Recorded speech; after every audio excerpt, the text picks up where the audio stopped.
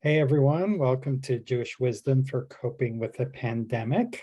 We are getting ready for our second week exploring the soul trait of honor. And as is our custom, we will begin with a short meditation. So please relax in your seat and close your eyes. I'm just noticing I don't have my little bell, so we'll have to get by without it. So please relax, close your eyes. And take in a deep breath through the nose and hold. And exhale through the mouth and hold. And inhale through the nose and hold. And exhale through the mouth and hold. And as you go at your own pace of inhaling through the nose and holding, and exhaling through the mouth and holding. If thoughts should come into your head, just observe them and let them pass. Like watching a car move past on the road. Now is not the time for solving problems. Right now, all you need to do is inhale through the nose and hold, and exhale through the mouth and hold. And on your next inhale, think to yourself, Shema. And on the exhale, listen. Shema, listen. In Shema, we're listening deeply, without judgment, without offering advice. In Shema, we are listening with an open heart. Shema, listen.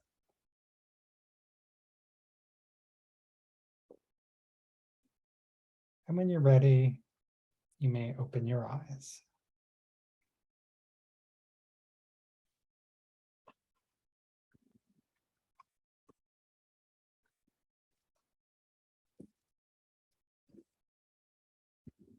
Okay, I see we've had Marjorie and Joanne join us during the meditation. So hello, hello, welcome. See, Karen is logging in. So to begin our discussion today, I actually have, let's see. I'll put this in the chat in a second. Actually, I thought we'd start with just reminding us what the definition of honor is. May I have a volunteer, and then we'll have a little opening discussion. So may I have a volunteer to unmute and read the first two bullets? Honor is the ability to recognize the humanity in other people, feel empathy, and treat them with respect, dignity, and even with reverence. Kavod, honor, is a palpable sense of presence. It is receiving everyone, including ourselves, with ayin tova, good eye, alive with divine ultimate goodness. Rabbi Sheila Peltz-Weinberg, IJS Tikkun Midot Curriculum. Great, thank you, Joanne. So I'll copy all of this into the chat. And so for discussion, if you saw my email today, I talked about a practice of maybe wearing a mask if people, the barista, the checkout person, whomever is wearing a mask, just to kind of bear the burden with them. So I'm wondering, do you have a practice for,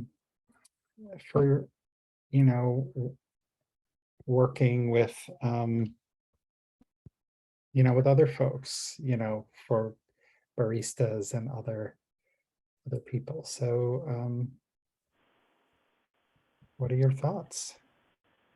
Yes, Carrie. I do wear a mask if I see people in the stores wearing it, and I never really gave up the practice of wearing a mask because I'm old and I want to be careful, but especially where if I see, in the stores, not very many people in the stores around here wear them, but I will do that. Mhm. And I've always tried to be polite to check out people and thank them for their service and thank them for bagging or helping me. I just think it's important, and I used to have those kind of jobs as well when I was younger, so I do understand the stress, and I think everybody deserves a smile. Yeah, Thank thank you, Carrie. You mentioned a bunch of great stuff, saying thank you. Um, you know, sorry, I guess I don't know if I'm jet lagged a week later or what, but I don't need to repeat everything you said. So that was a lot of good stuff. Oh, and I see Shelley. We haven't seen you in a while. Hello, welcome. Nice to see you. So we have Bonnie, and then Marjorie, and then Marianne. So I spent 5 days in Ohio. Nobody wears a mask because there is no COVID in Northern Ohio, Northwest Ohio, according to my daughter. But I do. And on all 4 of the flights, I wore a mask. Very few people did. The Southwest people didn't. But it turns out that the people in my row were all from California, and they all wore masks. So I find that, I don't want to say amusing. I think we are more into, it's a generalization. I think I am more in tune to what goes on in this pod that I live in, or pocket of Northern California. So I wear a mask. I didn't know if you were extending your question on honor to other people or just the mask question. Yeah, it was more actually less of a question about wearing a mask, is what honor practice might you do for people who are like baristas or the ticket takers or other things to kind of honor them. But certainly masking can and be a part of that answer, part of that. I think I've shared before that I am very much on top of any kind of representative, a barista, a person on the phone. When I've had a good experience, I absolutely go to a supervisor. Physically on the phone, I ask them to stay on the phone. And I have now, and someone remarked to me that I was not so nice when there was a problem. And so since that, which was about a month ago, I've worked really, really hard not to be rude when I am speaking to someone who is rude. Or one of the things that I read in one of the books talks about that when you're upset, when you're talking about a problem, you often go in with a chip on your shoulder because you're already upset about it. And I've had to work very, very hard. And I would say that I'm about 75% of the time not being as nasty back as some of these people are, or as rude. I don't want to say nasty, just rude. And I would like to make, I push hard for myself to push that percentage up. Thank you, Bonnie. That sounds like really hard work, and great job for taking that on. Marjorie. Okay, There you so let me first lower my hand. Okay. I caught COVID on September 25th, got really, really sick early that morning. And I finally, 3 weeks later, have tested negative. Up to that point, I decided I've had 4 vaccines. I wasn't going to mask. I work in retail. And there's a whole nother layer of that too, with like being treated like, with honor. My philosophy is just kill them with kindness. When people get, have to honor where they could be coming from if you want. So that's a whole nother, we could go on with that too. But I went back to work this past Monday, and I will be masking everywhere now. And I've mentioned my mom before, who's 93. I was very concerned about her. So we actually went up to, my sister has a cabin in northern Minnesota. We were together there with my sister and brother-in-law, and I asked them, would you like me to wear a mask? I am very much honored. I will just wear a mask now in large groups. For me, I'm avoiding large groups as much as possible. I don't need to go to a restaurant anymore. I don't really need to shop. I'm not only honoring my loved ones, but I've also realized I have to honor myself. And I don't want to get that sick again. I was actually laying there thinking, and Mussar came up a lot in COVID too, during this whole process. I had to let the people know. I was at a function the night before I tested positive, and I let the host know, like, and she was like, okay. And I let the woman know that I drove with. That's honoring them. God, what was I going to say? Oh, I actually laid there and thought, I'm glad I have all my affairs in order. I missed all of the holidays. It was not pleasant. So first and foremost, I'm honoring me, and then and then people around me who would bring food to the door and then run away. Baruch Hashem, I feel good. So it's nice to be back with all of you. Well, I'm so glad you're feeling better, and it sounds really too. Thank you. scary and really unpleasant. Take care of yourselves, everybody. Do what's necessary. It's real, it's severe, and don't let anybody fool you. It can be I know a lot of people who are getting it. I think, especially in where I'm living, people are not going back indoors. We actually had snow, so people are going back inside and thinking, oh, we're going to be okay. It's not okay. Yeah. Okay. Thank you. Thank you, Marjorie. So Marianne. So when I go through the drive-through line at Starbucks, and if I see them wearing a mask, then I try to put a mask on. And I didn't feel good this morning, and I had like what COVID-like symptoms. But I also have allergies. So for every activity that I had today, I told everybody, I tested negative, but that you could still be positive. I told everybody and made sure that they were comfortable with me coming, and said, I don't have to come. That's not a problem. And then Greg, I think I was inspired by something you wrote in your book about Starbucks, people treating the person behind you. Didn't you write that in your book? I did, yes. It was. Yeah, I did. So I did that. That was awesome. Great.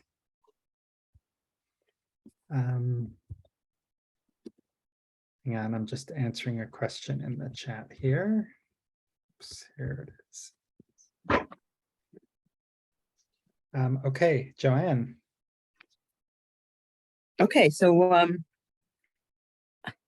I had a reaction to something Bonnie said, which was, about people being rude, because I had this experience in graduate school. I went to NYU Stern School of Business Administration at night, because I worked for NYU Medical Center during the day. I got free tuition. That was a nice perk. Night school was not, it was hard. And I just remember bumping into someone, and their response was rude. And I thought to myself, I didn't respond. I'm not me like I am today. Would have said, you're calling me rude, but and it really hurt me because I felt it was classist. There's a lot of these people on a different level than I was, especially back then. So much for rude. Though I've had my share of people responding. I also was thinking of a black man who tried to help me find a parking spot because I didn't want to park in the lot because it's like $5 and things are tight financially. And he did help me. And then I thanked him. I thanked him many times, and he got all upset. And I don't even know why he got upset. And things like that have happened before. Yeah. And I said, I thank you very much. You really, you helped me a lot. And then I was getting upset because there was a cop. I didn't know if the cop knew him. They were neighborhood people, what I mean. So I thought, because this guy's kind of ranting. And I just said, thank you very much. It really helped me out. Mm. But the other thing is, I do always tip the barista. And Mhm. who's the other person I always tip? Well, I don't know. If there's a tip jar, I usually tip. Mhm. So you know, one time I didn't because the guy screwed up my order so badly. And but other than that, usually I leave a nice tip. Nice for me. Great, thank you, That's Joanne. it. You're welcome. Paul. Yeah, so I'm coming at this a little bit from a different place. So as you all, I think most of you know, so working on 3 weeks after having lost my job, being laid off. So what I've been working with a lot is there are lots of phone calls I need to make because there's Cobra that I need to get figured out. Carrie and I are old enough for Medicare, and there are deadlines and different things that it just seems to take so many phone calls and so many, just trying to ask different people who allegedly should know what the answer is, and they don't. The people that are managing the COBRA program, they don't really understand. So I ask them questions, no. And so for me, my challenge, in having COVID and then also looking for work,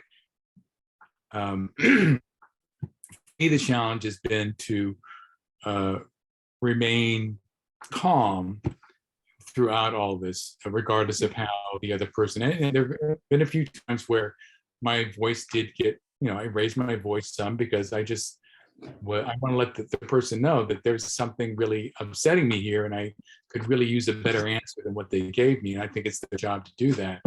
I like to approach people where they, where I can be express my gratitude, even if I don't like the answer I get, or even if they don't really know the answer, and I think they should. I can at least be grateful that they were present and that they were themselves. I know that everybody's dealing with a lot. Everybody's got their own job that they're trying to do, and they've got their own home life that's probably up in arms, up in the air sometimes. So, but it's been a real challenge, I think, for me to honor other people and honor the interchange. So, Yeah. just wanted to say Yeah, that. thank you, Paul. And I think you and others have touched on, this is not easy to do. As Bonnie said, work really, really, really, really hard to make a little bit of progress or to make a chunk of progress. And that's great, and all we can do is start from where we are and work on the best and be compassionate with ourselves when we don't do as well as we would have liked to. Jane. Well, there's something I would like to talk about that has to do with honor, that has to do with our synagogue, but the question for discussion, I thank people who have given me something or have helped me in any way. And I just take that for granted, but I was shocked when I was in Spain, and that was the most recent place I've been, and that was a while ago, but I think in Europe in general, that the waiters and people don't expect to be thanked, and nobody thanks them.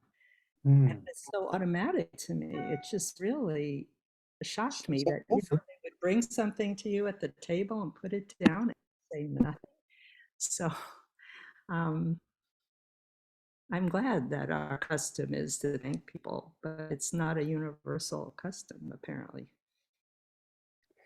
Yeah, that is kind of shocking and is very different. I know I've heard from a couple different synagogues that often, they would get security guards and they would say the synagogue is the only place where people talk to me and thank me.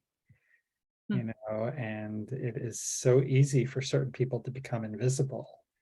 And I think one of the readings we're going to talk about later is is going to really focus on this importance of seeing people. You know, quite literally, it's the least we can do for someone who is making us coffee or guarding us or bringing us food. I was just seeing them as person and thanking them is really critically important. And then beyond that, sometimes things are really, really challenging. And so, yes, Marjorie. Okay, real quickly, I think our climate has changed so much too since COVID.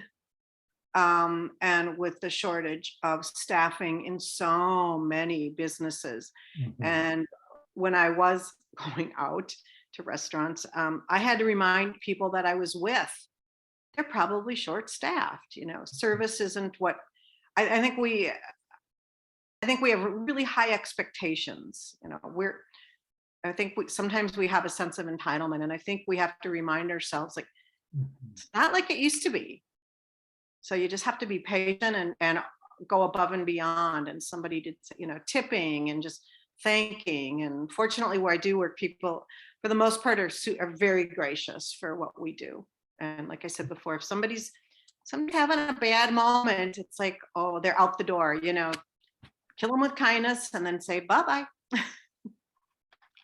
Yeah, there are a lot of places short-staffed, and I almost had a moment today because I brought my car into the shop and it was for a minor service, and I heard back from them late in the day and they said, your car will be ready tomorrow morning. And it's like, wait, hang on a second, I'm a little surprised to hear that. And this is a place I've been going for, you know, 10, 15 years. And, you know, I'm always like, well, Greg, you've been here a while, and just, you know, with COVID, we're just short-staffed today. And sometimes we don't get all the cars out. And I'm like, oh, I completely understand. And there's probably a little bit of an edge in my voice when I asked the question, because, gee, it would have been nice to know earlier and all of that. But man, people are just so short-staffed. And then I started worrying, boy, I hope they don't go out of business, you know, because not all businesses, you know, survive. And I don't, you know, so I hope they're doing okay.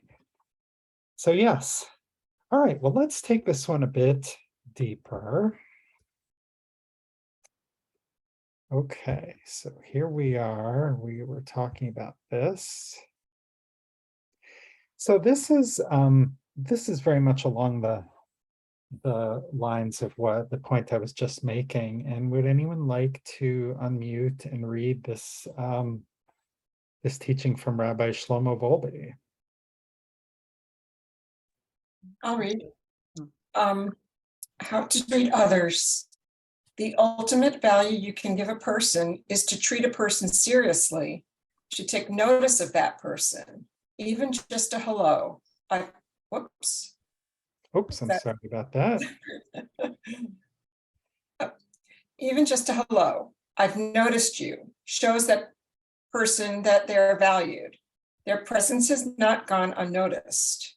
When you treat a person lightly and you don't acknowledge them, you sit at a table and talk to all your friends, ignoring the one person who sits by themselves. You are stripping this person of their value, in effect, giving them a curse.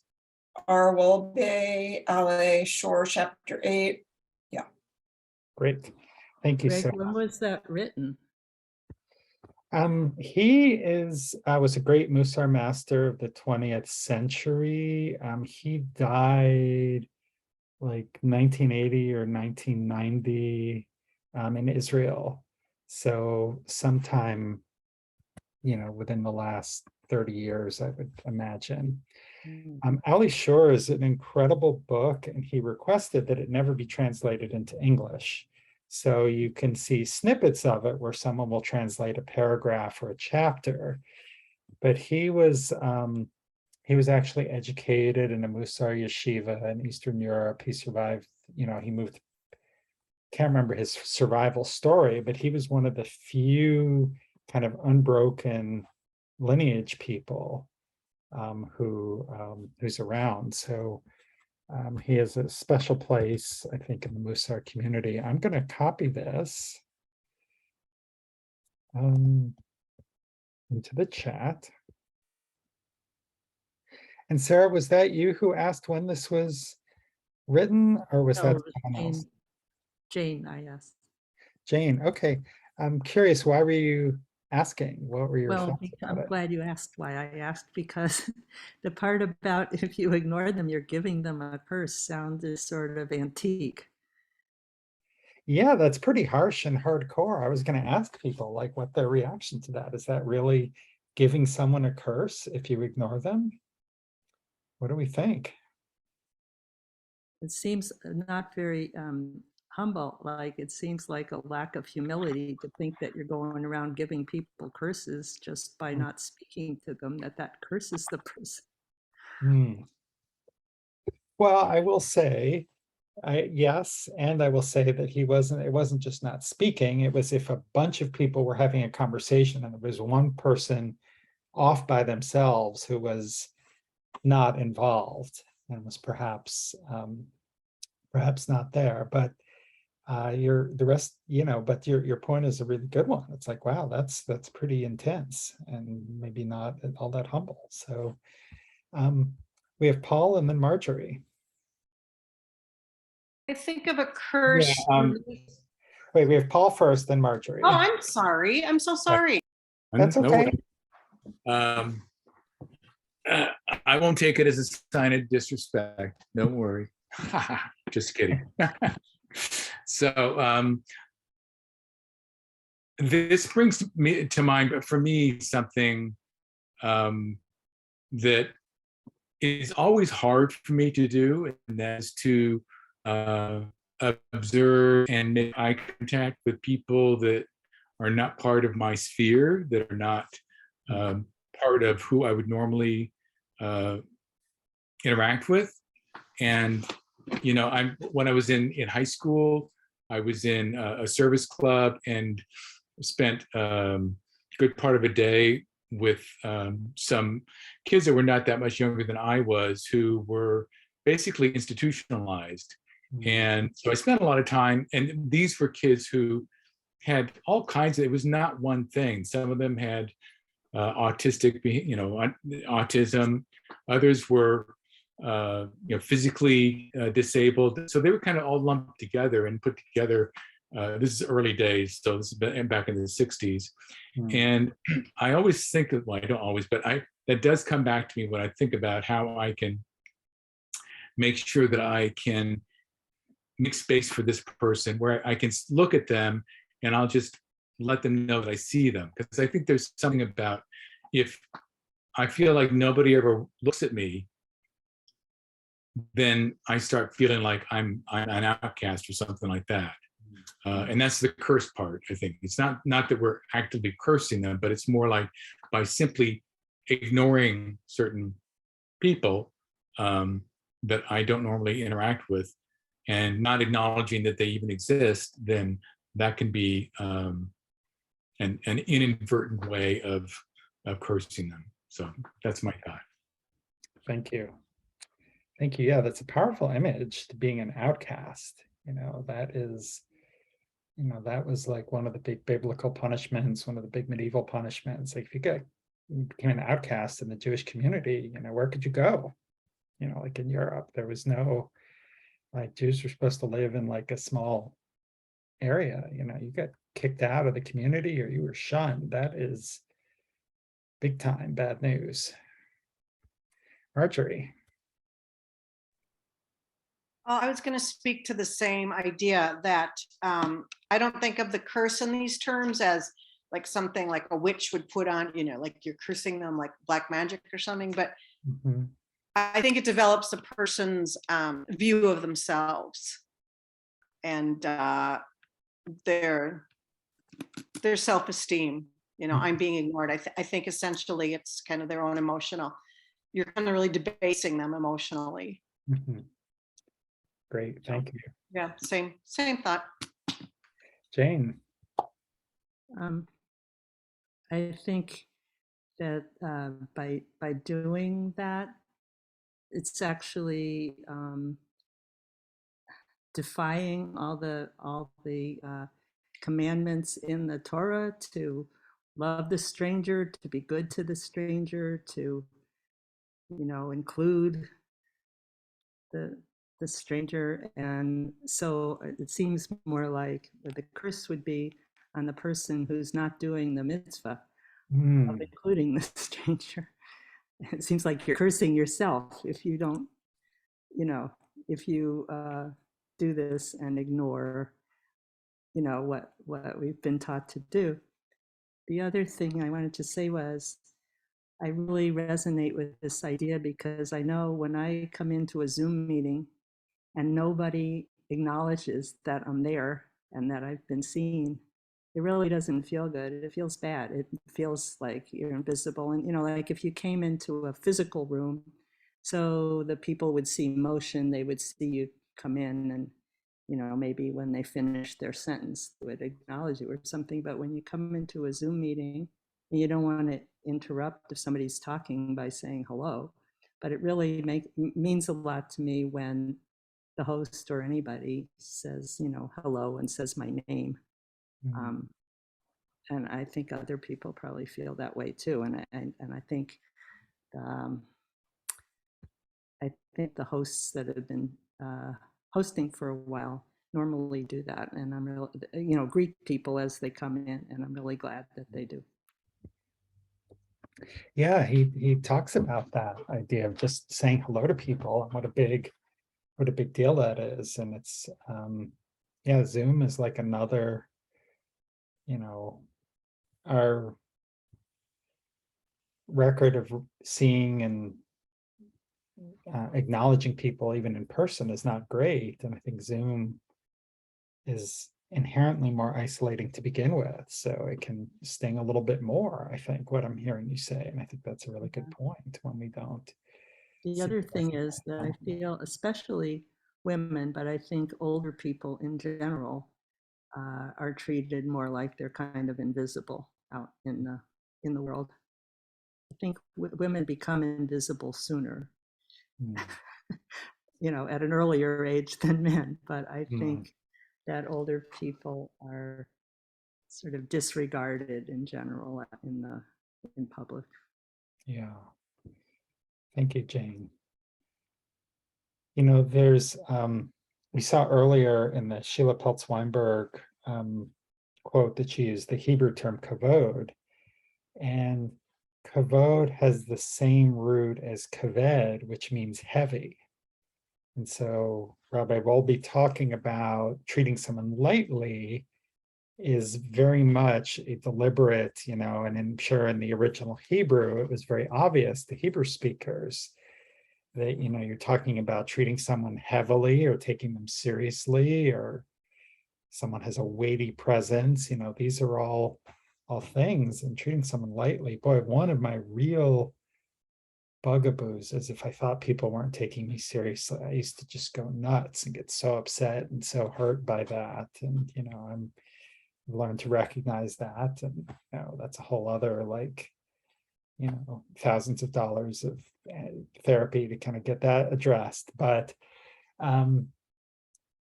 yeah, there's really something, special and important about taking people seriously and seeing them and acknowledging them. Yes, Bonnie. So I take a lot of, I do workout classes. I find I'm more motivated, and I do them usually 5 to 6 days a week. Several of my classes are based on the program changing up every 6 weeks, which means the instructor has to work hard. They often come in with a booklet. And for me, having been a classroom teacher, I know how much time it takes. And Sarah and I took a water aerobics class today, and the guy was great. It's really important to me, and I think it really does come back from being a teacher, how much I appreciate the instructors, and how before I walk out of that class, I think this is like almost 100% thank the instructor. It's not that I don't think the people care.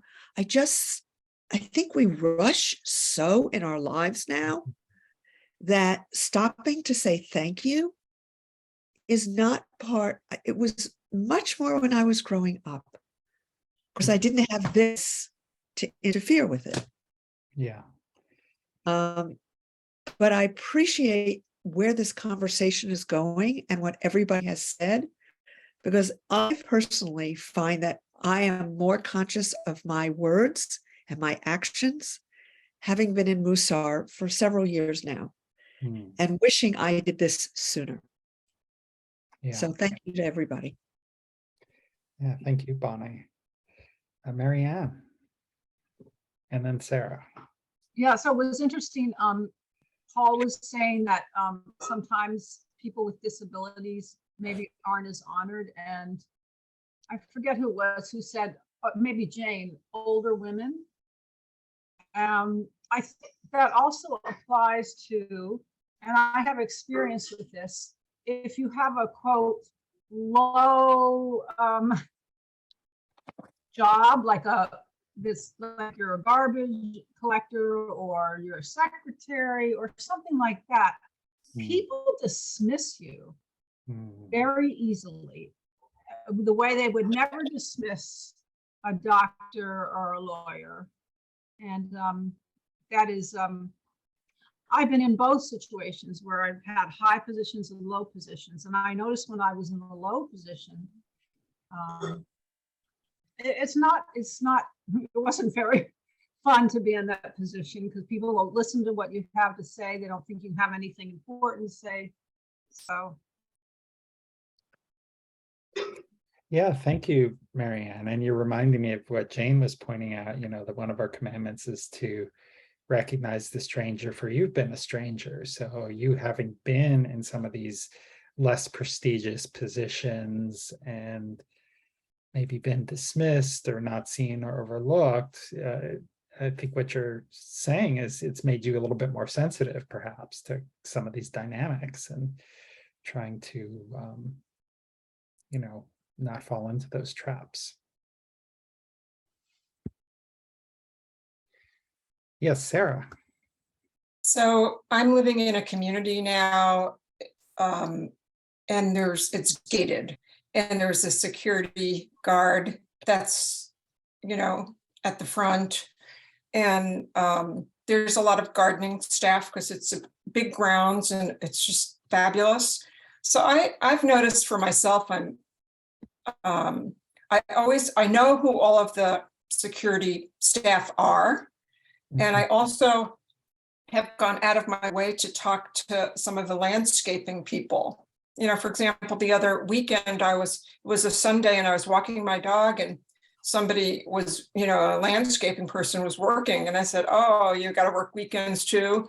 And we had a nice little visit, a nice little conversation. And, because working in the healthcare field, I worked a lot of weekends and holidays. So, it was just good to connect with him, to connect to his humanity. And I think he appreciated it too. And, then just to the point that Jane was just making about being in a high position or a low position. Sometimes I find that I'll use I have a doctorate. And so sometimes when I want people's attention, I'll call myself Dr. Guido. And I have found that people do show more respect. And, so sometimes I use that, to my advantage. But, I don't make it a big ego trip because, then if they ask me what kind of doctor I am, I don't want to have a conversation about it. But, titles and roles that people have, it doesn't take away their humanity.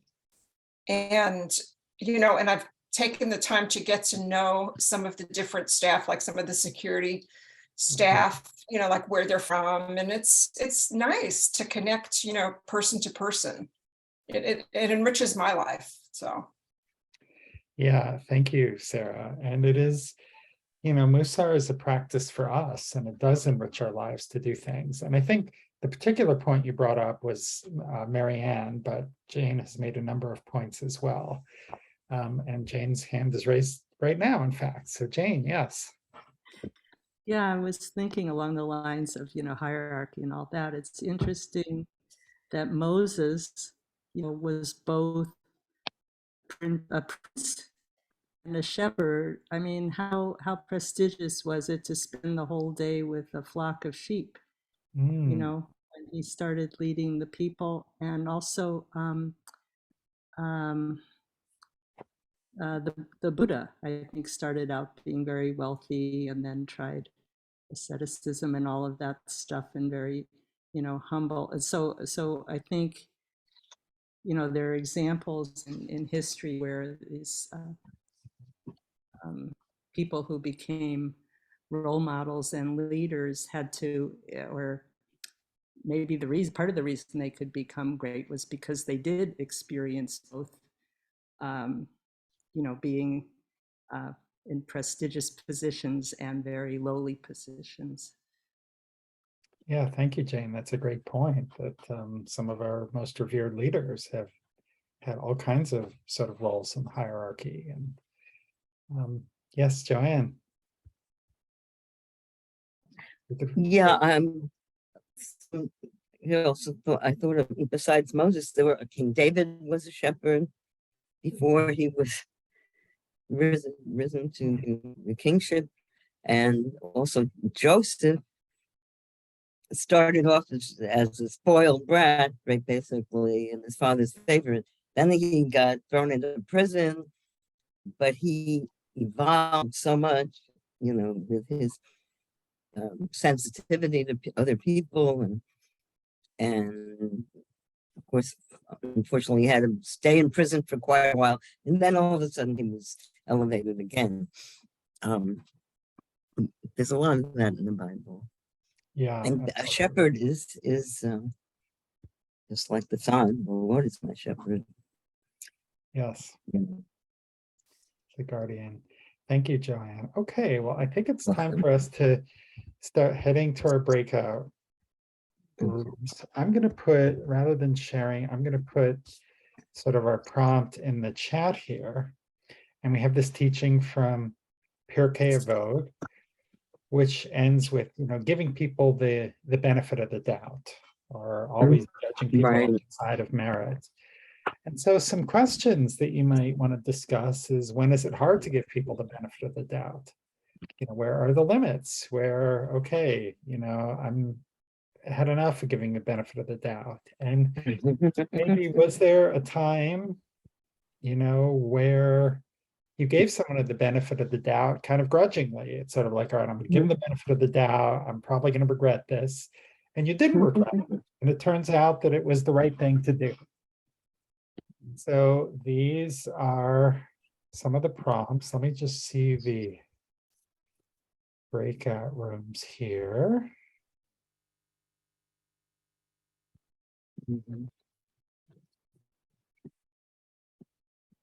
Okay, I think this looks good. So the rooms are open.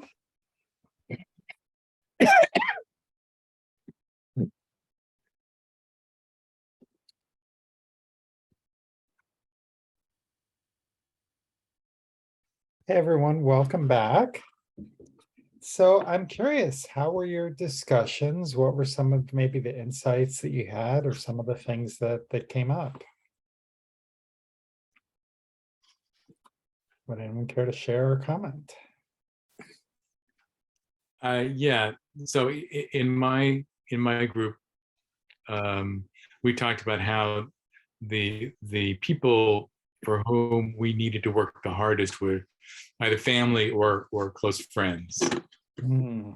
And that's where had to kind of sit back and just look for giving somebody the benefit of the doubt, even if it seemed like they had said something, or anyway, that they were not being mean-spirited, they were having a bad day, and that generally speaking, that would bear itself out. So Great, thank you. Giving family the benefit of the doubt, that's a challenge. Absolutely. Martin.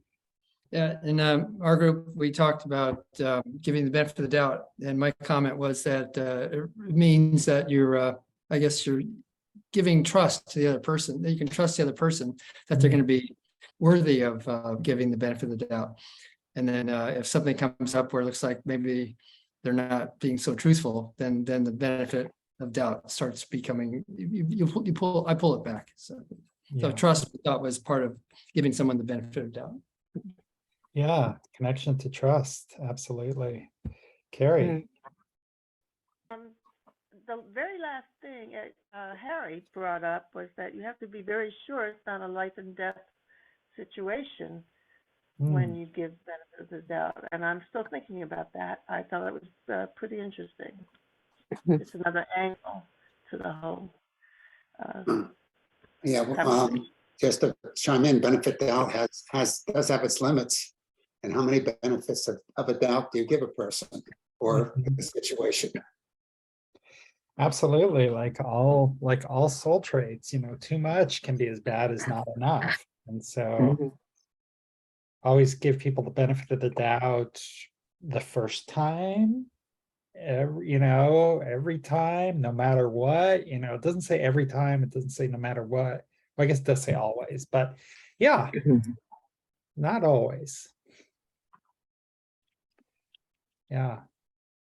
Shelley, you look like you're percolating. I don't know if you wanted to share anything or not. You don't need to at all. I don't want to put you on the spot. So Okay. I finally figured out my telephone. It used to be that the thing was down on the bottom, and now I got to hit it on the top. That's why you couldn't see me.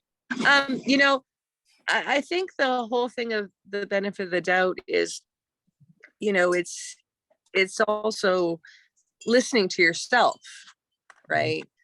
And I think sometimes we automatically assume something. As I was telling Bonnie my scenario with my son, you assume something, and so you're not giving them the benefit of the doubt. And then when you're proven, that you were in the wrong, you kind of have to swallow that little thing. And I gave her the adage of crying wolf too many times, and that's what my son does. And so hence we didn't believe him, and he in the end said, no, look, and he showed us the proof, and we all kind of went, oh, right. And so I said, that story is also a lesson to those people who didn't listen to Cry to the Wolf, right? Giving the benefit of the doubt, right? So it's a convoluted thing, especially when you're with certain people and they have traits, and you're kind of going, well, is that, so it's a hard thing to navigate sometimes. yeah. And but like my son taught me the other day, I'm going to be definitely more mindful and not just assume anymore. So blessings. Yeah, thank you. And story of the boy who cried wolf, interesting connection to shepherding as well, which came up earlier. So Jane. I'm sort of intrigued. I just realized, and it intrigues me, that this thing about be the one who judges everybody by giving them the benefit of the doubt is in the same sentence with find yourself a teacher, win yourself a friend. Why is that in the same sentence? Why is that grouped together? Oh yeah, boy, we could really contemplate that a long time. That is great observation. Joanne. Let's see, and now I can't see if I'm muted or not. Oh crap. You're not muted. We can hear you. Okay, good. Now I can't see you, but that's all right. Yeah, so I was saying in the group that I had a good friend and he teaches, and I used to go to his classes, that we'd have after a kiddush or something. But inevitably it would become political, and then I couldn't deal with it because I'm like the sole liberal in this group of 10 or 12 people. And it's like, no. And I would, disagree, and I'd get upset, and then I stopped going to I started walking out, and then I was chastised for doing that, and then I decided I guess, I better not just go to this class. And then in the end, Yom Kippur time came around and we apologized to each other. And I just don't talk politics with him. But he and his wife are wonderful people.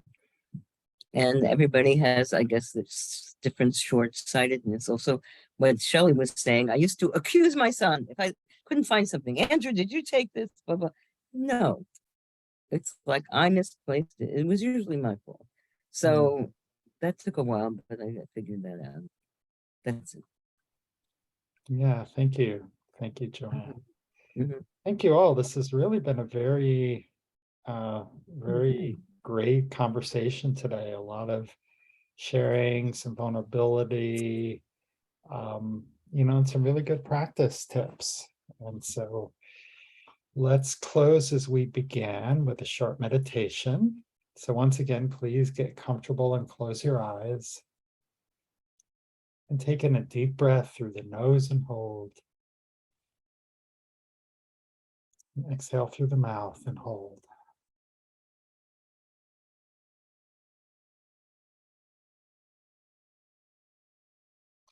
And let's take a moment to offer some healing thoughts to Paul and Marjorie on their recovery. And Marjorie is sort of on the other side, and Paul is maybe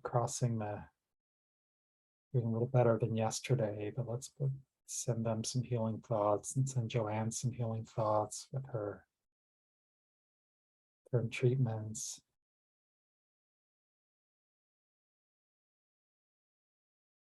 And maybe to the group as a whole for what we can see and what we can't see.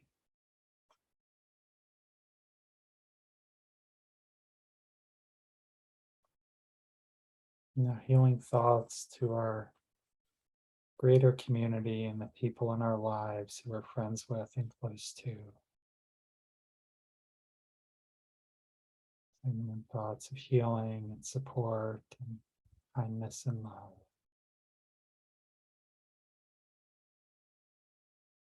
Now let's open the circle further and send some healing thoughts to and support and kindness maybe to those people who we don't get along with so well. How can we make some room for them in our hearts too? Their humanity. Judging them on the side of merit.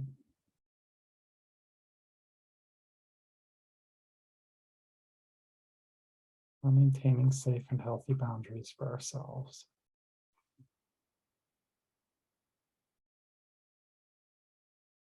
Now,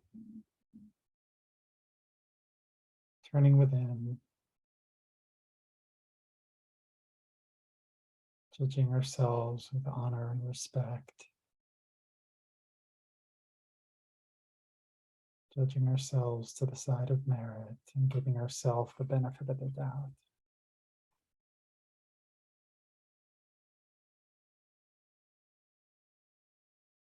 Feeling that wave of self-compassion. And allowing those healing thoughts to go within.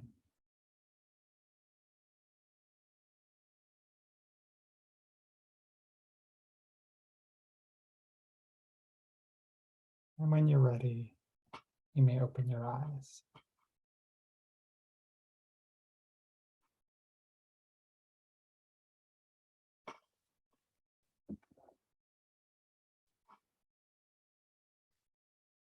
Well, once again, thank you, friends, for being here this week.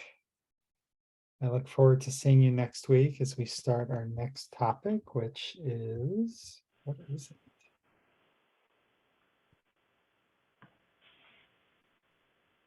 Is gratitude. So until then, have a great week.